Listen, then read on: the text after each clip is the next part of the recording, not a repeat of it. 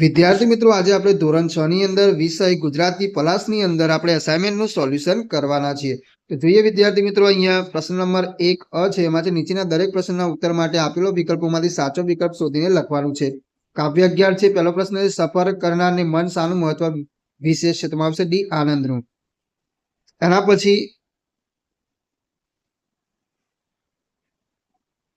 બીજા નંબરનો પ્રશ્ન છે, બીજ કલા કોના પ્રકાશનો વિસ્તાર છે? પ્રકાશનો વિસ્તાર છે. તેમાં આવશે ચંદ્રના. કાવ્ય 14 છે, ધૂળો બીજે રસ્તે કેમ ચડી ગયો? તેમાં આવશે બી, અંધારાના કારણે.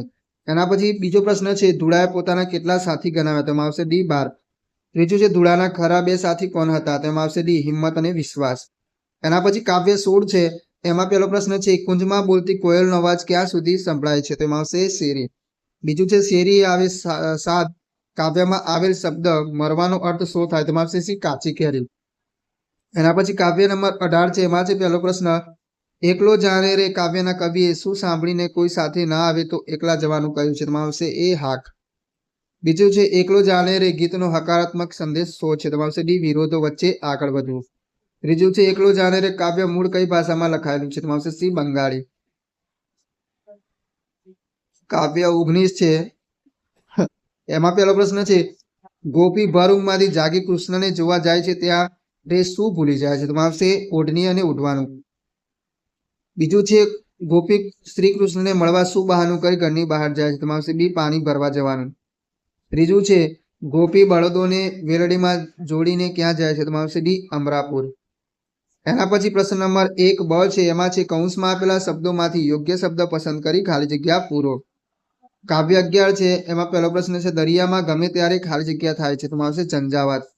બીજું છે, હોડી ખાલી જગ્યાના કિનારા છોડી આગળ વધી. તેમાં આવશે ભૂમિ.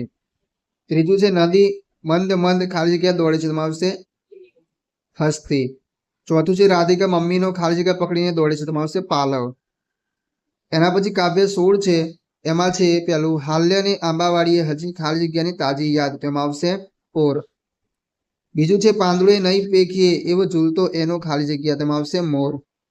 ત્રીજું છે, કોઈને મોટા ખાલી જગ્યા અને કોઈને છે અંકોર. તેમાં આવશે મરવા. ચોથું છે, ડોલતી ડાળે ઘૂમી આપને ગજવી ખાલી જગ્યા નાદ. તેમાં આવશે ગેરો.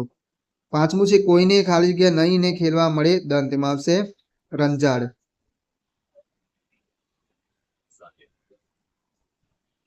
એના પછી કાવ્ય 18 છે, એમાં પહેલો પ્રશ્ન છે, તારા ખાલી જગ્યાનું ગાનું એકલો ગાને રે. તેમાં આવશે મન.